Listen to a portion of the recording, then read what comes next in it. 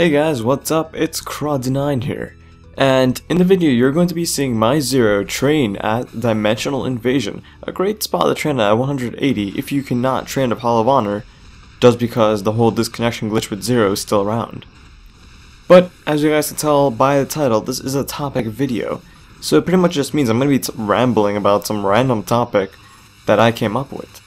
And because I always play MapleStory, which is an MMO on the PC, I've never really talked about console gaming, and I think that it might be a little interesting to know about me and console gaming. So I grew up as a kid with a Super Nintendo. I was too young to be raised with an NES because I was around, I think, for a couple of years, maybe like a year or two. And then same thing with the Sega Master System, which is not the same thing as the Sega Genesis. I think I was too young to even have one. I didn't get a Sega Master System until, I think, back in June of this year actually. So I got to play a huge backlog of old games. But yeah, I was growing up with a Super Nintendo and a Genesis. And many people at the time, like unlike these days, console wars were kind of to the minimum. You were either a Sega kid or a Nintendo kid. You didn't really argue about it. If you liked Sonic more, everyone from the Nintendo side wouldn't really complain. Granted, I was a kid, so maybe I didn't really hear adults complain about it, but I don't think there was too much rivalry. It was more like a friendship rivalry, where Sega and Nintendo would kind of like bash heads, but do it in a friendly way. But why am I talking about this, right? So, you know, I grew up more of a Sonic kid rather than Mario, just because I like Sonic's colors more, the gameplay more, the soundtrack more. When I played Mario, it felt very one-tone. It felt like it was the exact same thing over and over again. Some people hated Sonic 1 for the idea that Green Hill Zone was fast, Marble Garden was slow, Spring Yard Zone was fast, Labyrinth Zone was slow, Starlight Zone was fast, and it didn't have a good pace. But for me, Mario was so one-tone, where it was basically open area, underground, aquarium level, and then repeat the same 3 levels in a different fashion. And I was like, didn't really like it. And I think that's why I like Sonic more, is because it's like, oh, I can go fast. Next part is going to be more of a puzzly, slower paced level, and then that kind of repeated process. But yeah, it kept going on with Sonic 1, 2, 3, Sonic 3 and Knuckles, and, you know, I think the only Mario game I ever liked was Mario 3. And I put that on the Super Mario All-Stars game, if you guys know what that is. It was this cartridge on the Super Nintendo, which basically remastered or gave an HD look to older NES Marios, like the original Mario 2, Mario 2 USA, Mario 3, and something else I can't remember. They also did Super Mario World, but again, I like Super Mario World, but not too much. Now, the only Mario game I loved and adored on the Super Nintendo was Super Mario RPG. Holy crap, that game was probably the most amazing thing I've ever played in my life. Music-wise, Gino's Forest still stuck in my head to this day. But yeah, I was also a very Zelda kid. If it wasn't Mario vs. Sonic, I would definitely pick Zelda. And even up to this day, with the newest Zelda game, I just adore Zelda. It's a very well-paced game, and it's fleshed out correctly. In the sense that it's not all action, it's not all dungeons. It's a mix between the two. Now, there's a new Zelda game coming out that's basically like Dynasty Warriors, and, you know, it's only December 22, so I don't know when it's gonna come out. But it looks great, but I feel like it lost a whole amazing pace of Zelda.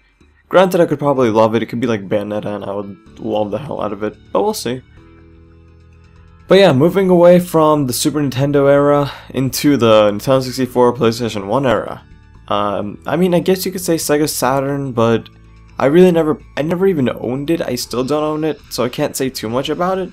The only thing I could probably talk about is Phantasy Star, but I can't remember if that was on the Saturn. Like, I'm trying to remember, but I just can't. But yeah, moving away, I'm gonna ignore the Saturn just because I have like no opinion of it. The PlayStation 1 was probably where I started to become a Japanese RPG fanatic. I started playing all the Final Fantasy games on it, Final Fantasy 7 being the most obvious one. Tactics, I love Tactics.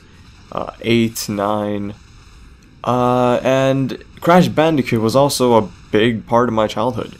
Funny story that you guys will now hear about is that when I was a kid, my brother was living with us, and I just ran around my living room, which was where the PlayStation 1 was set up at the time, and I accidentally ran into the wire and fell down and broke his PlayStation 1, and he was playing Crash Bandicoot at the time.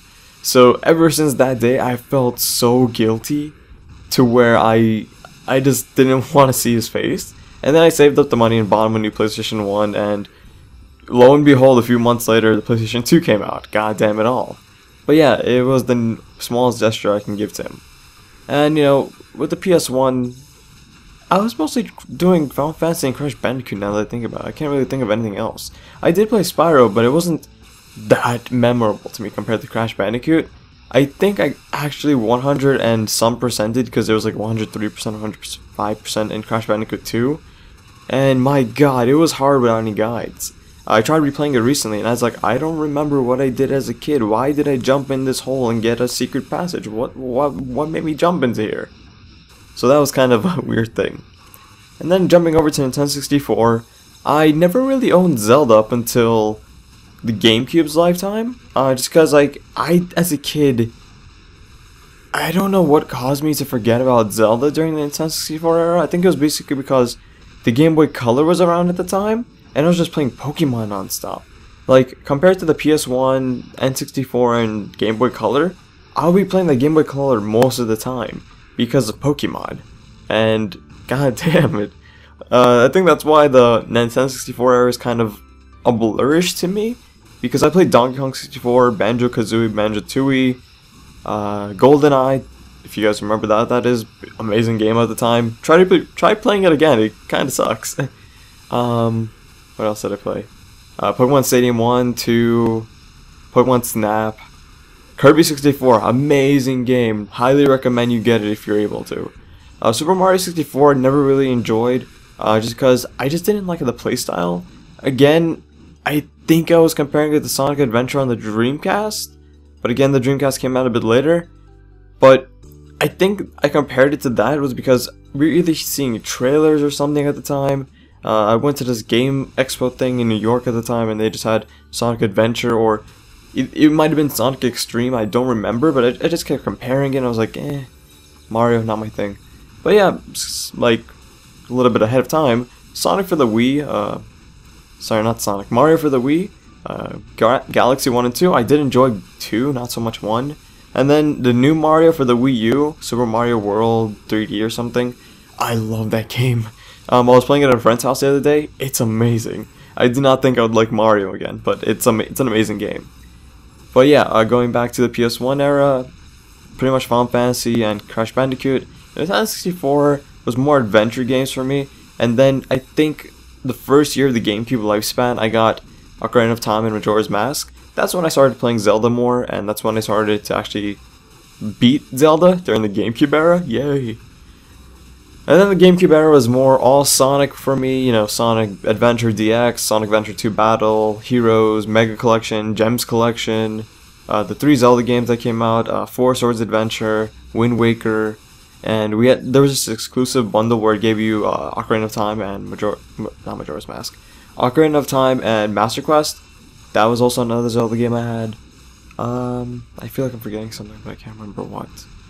But yeah, it was basically the Sonic Zelda lifespan for me. And also, Final Fantasy Crystal Chronicles, adore that game. Tales Symphonia got me into the Tales of series. Amazing, amazing title. And, you know, just skipping ahead a little bit to the PS2, Tales of the Abyss, and Samurai Legend Musashi, Star Ocean, Till the End of Time, you know, those kind of games. And then jumping over to the 360, PS3, and Wii, mostly adventure games, JRPGs, and fighters like Blaze Blue, Phantasy Star, not Phantasy Star, Star Ocean, Final Fantasy 13. Just, I don't know, guys. Console gaming to me is amazing. I would love to make a gaming channel one day, even though KraDeNine is primarily a gaming channel. But I know that not everyone is subscribed for gaming, more for MapleStory. So if I ever get an Elgato or a Podge, then I'll talk more about this type of stuff, and, you know, I'll actually be recording gameplay of games, maybe. We'll see when that comes around. But yeah, thanks for watching this really long rambling video, and I hope you enjoyed for what it was. So see you guys later.